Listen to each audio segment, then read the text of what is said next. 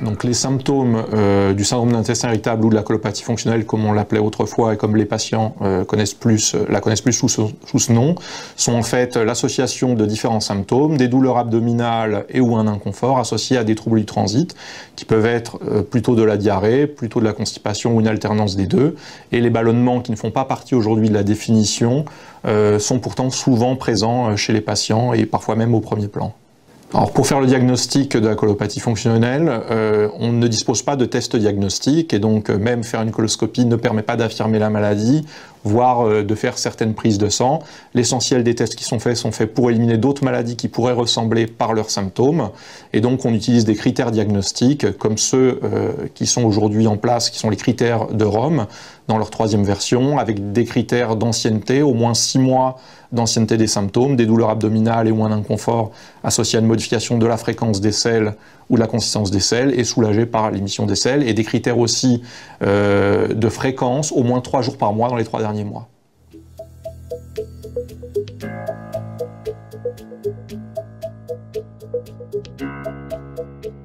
La colopathie fonctionnelle peut avoir un impact important sur la qualité de vie des patients, et notamment, ça a été montré, l'impact peut être du même niveau que celui dans d'autres maladies qui sont pourtant, elles, en ALD, comme la maladie de Crohn, une maladie digestive, ou des maladies non digestives, et c'est le cas notamment, elle peut être comparable à celle du diabète avec nécessité de plusieurs injections d'insuline par jour, ou même de patients qui vont en dialyse 3 fois par semaine. Donc ça peut être une altération de qualité de vie importante, c'est ce qu'a montré par exemple la première étude qu'on a fait dans le cadre de l'association des patients souffrant du syndrome d'intestin irritable.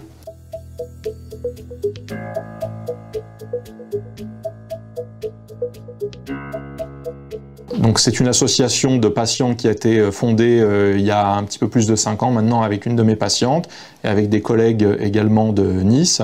Et donc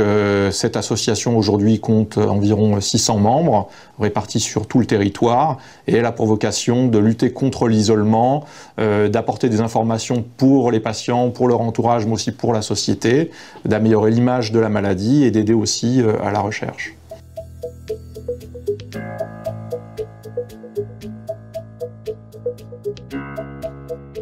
Donc avec les patients membres de l'association, une étude a été réalisée il y a maintenant 2 ans, qui a montré un petit peu ce que vivaient les patients dans leur relation avec les professionnels de santé et aussi leur vécu en termes de qualité de vie, de sévérité de la maladie. Cette étude a montré par exemple que leur qualité de vie pouvait être altérée dans toutes ces dimensions, dans la dimension qui concerne l'alimentation, le sommeil, l'activité physique, la relation avec les autres, la sexualité, toutes les dimensions peuvent être impactées par la maladie.